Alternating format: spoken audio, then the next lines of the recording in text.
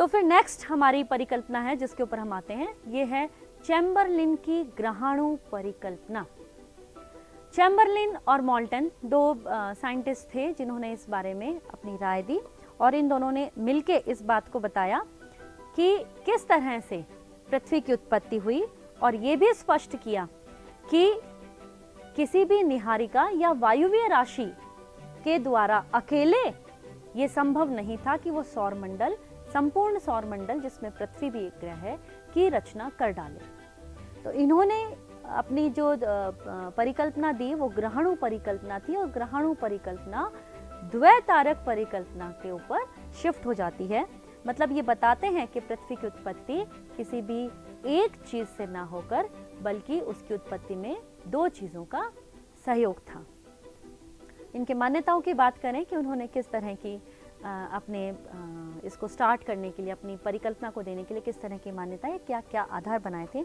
उनकी पहली मान्यता थी कि प्रारंभ में दो तारे थे। मतलब यहीं से वो स्टार्ट कर रहे हैं कि शुरुआत में, चूंकि ब्रह्मांड बहुत बड़ा है और इसके अंदर खूब सारे तारे बिखरे हुए हैं, तो ये कहना चाह रहे हैं कि प्रारंभ के अंदर दो तारे थे। एक को इन्होंने आद्य सूर्य कहा और दूसरे को इन्होंने साथी तारा कहा। यानी एक सूर्य और दूसरा तारा, यहां से इनकी परिकल्पना प्रारंभ होती है। दूसरी चीज ये जो कह रहे हैं वो ये कह रहे हैं कि सूर्य जो था, जिसको हम आज का सूर्य कह रहे हैं, वो उस समय ठोस और शीतल था। मतलब सॉलिड तो था लेकिन बिल्कुल ठंडा था, उसके अंदर किसी भी ताप की कोई गुंजाइश नहीं थी और कोई भी फ्यूजन या फिशन, किसी भी तरह की नाभि के विखंडन या नाभि के संलयन की कोई प्रक्रिया उसके अंदर नहीं हो रही थी। तीसरी चीज जो इन्होंने अपनी मानी वो ये था कि तारे का भ्रमण पथ सूर्य के निकट से था। आप इस चीज को बोर्ड पर अगर देखें तो क्लियर हो जाएगा। इन्होंने माना कि एक तारा था जिसको इन्होंने साथी तारा कहा। ये इनका है साथी तारा। और चूंकि आप इस चीज को समझ चुके हैं कि पूरे ब्रह्मांड के अंदर जितने भी ऑब्जेक्ट्स हैं वो पैराबोलिक फॉर्म के अंदर, यानी पैराबोलिक परावलय पथ के अंदर घूर्णन कर रहे हैं, परिभ्रमण कर रहे हैं। तो ये जो साथी तारा था ये भी अपने एक भ्रमण पथ से मूव कर रहा था। इस साथी तारे के पास में, जिसको हम आद्य सूर्य कह रहे हैं, वो उपस्थित था और इसका भी अपना एक भ्रमण पथ होगा, क्योंकि कांस्टेंट या स्टेबल कोई भी चीज नहीं है। अगर वो स्टेबल हो जाती है तो इसका मतलब वो ब्रह्मांड में अपना अस्तित्व नहीं बना पाएगी। डायग्राम में देखें कि एक साथी तारा और एक सूर्य। साथी तारे का पथ जो था वो कुछ इस तरह से मूव करता हुआ था, यानी वो धीरे धीरे करके सूर्य के थोड़ा नजदीक आ रहा था।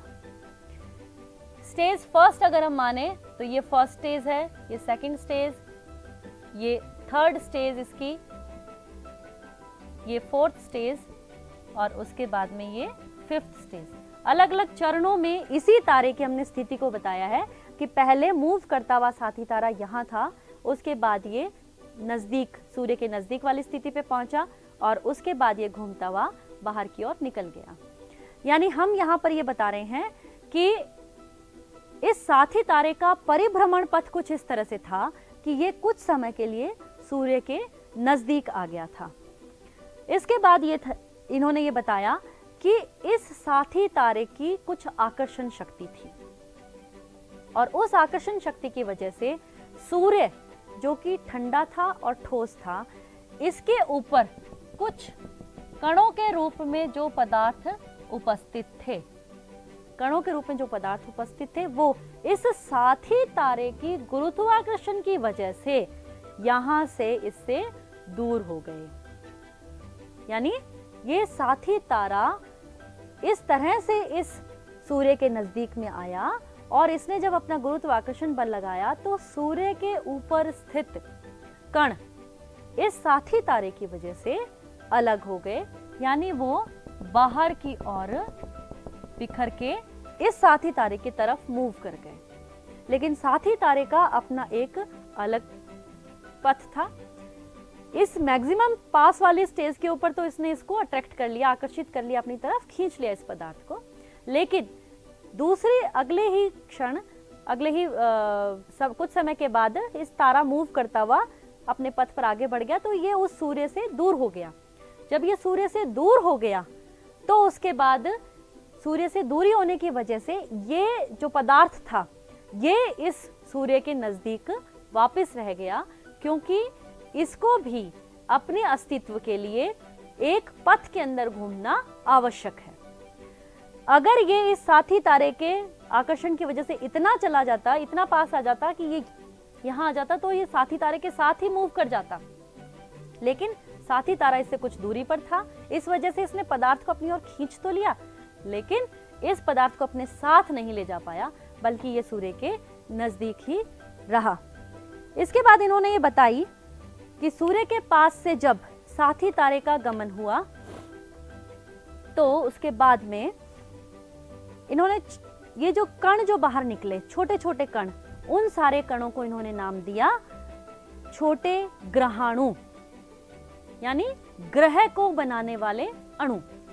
ये जो छोटे छोटे ग्रहाणु थे वो इस सूर्य से बाहर की ओर निकले थे, और इन ग्रहाणुओं के अंदर घनीभवन होने से, यानी ये ग्रहाणु जो थे, छोटे ग्रहाणुओं ने बड़े ग्रहाणुओं कंपैरेटिवली, जो बड़ा ग्रहाणु था उससे छोटा ग्रहाणु जाकर के साथ में अटैच हो गया, क्योंकि उसकी आकर्षण शक्ति छोटे के बजाय ज्यादा थी।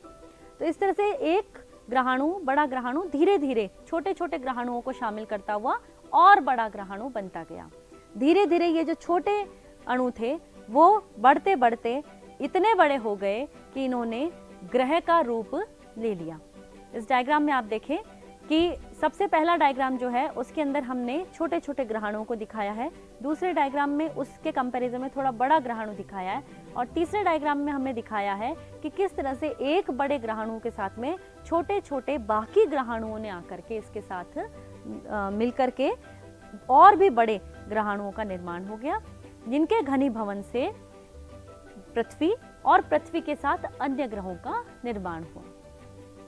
यानी संपूर्ण सौर मंडल के निर्माण की जो प्रक्रिया है वो चैम्बरलिन और मोल्टन अपनी ग्रहाणुओं से बताते हैं।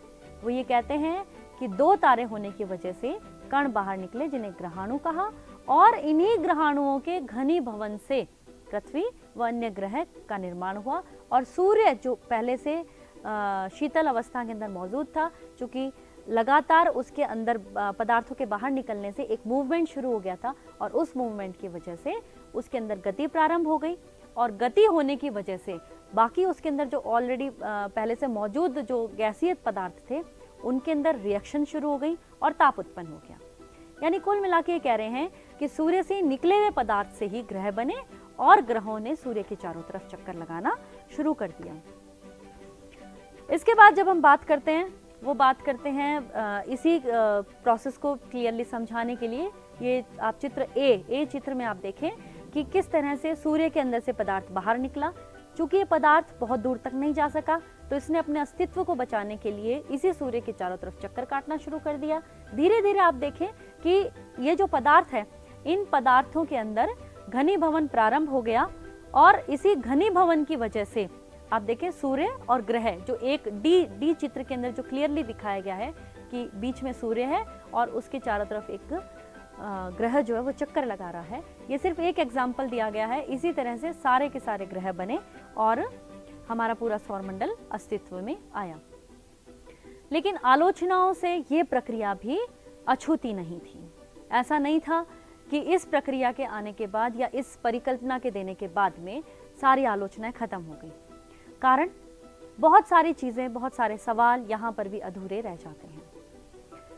कई चीजों के बारे में हम जिन चीजों को स्पष्ट कर पाए, वो धीरे धीरे नई अन्वेषण होने की वजह से ये सारी चीजें ऐसे लगने लगी कि ये उतनी सही नहीं है जितना कि अभी हमें और जानने की जरूरत है। आलोचनाओं के आधार आप देखें कि किसी भी अवस्था में दो तारों का इतना समीप आ जाना वर्तमान के ब्रह्मांड की जो स्पेस का इतना बड़ा ब्रह्मांड है उसके अंदर ये जानना संभव नहीं हो पा रहा है कि वो तारे इतने नज़दीक आ जाएं। देखिए, आप जानते हैं प्रॉक्सिमा सेंचुरी सबसे नियरेस्ट तारा है और उसकी दूरी भी इतनी ज़्यादा है कि वो सूर्य के ऊपर से कोई भी पदार्थ को अपनी तरह आकर्षित नहीं कर सकता है। यानी चूंकि आधार ही इस पूरी परिकल्पना का यही है कि दो तारे समीप आए। अगर हम इसी बात को नकार दें कि दो तारों का इतना समीप आना संभव ही नहीं है, तो पूरी की पूरी परिकल्पना ही अपना अस्तित्व खो देती है। दूसरी आलोचना जो थी वो ये था कि ग्रहाणुओं का घनीभवन होकर एक ही पथ पर परिक्रमा करना संभव नहीं है, क्योंकि ग्रहाणु छोटे छोटे अणु हैं। जहां पर उनको बड़ा ग्रहाणु मिला, उन्होंने वहां पर उसके साथ में क्लबिंग कर ली, उसके साथ मिल गए। जब इस तरह से अलग अलग जगह पर अलग अलग ग्रह बने हैं, तो वो एक ही पथ पर सूर्य के चारों ओर परिक्रमा कैसे कर रहे हैं। इसके बाद तीसरी चीज ये कि ग्रहों की संख्या इतनी कम क्यों है। यानी वर्तमान में पहले जो 9 ग्रह कहे जा रहे थे, अब वो 8 ही हैं। तो 8 ही ग्रह कैसे बने, जबकि ग्रहाणु इतनी अधिक मात्रा में निकले थे। ऐसी स्थिति में ग्रहों की संख्या सिर्फ 8 ही आना, ये कुछ बात जो है वो स्पष्ट नहीं होती, क्लियर नहीं होती। इन आलोचनाओं के बाद जिस परिकल्पना के ऊपर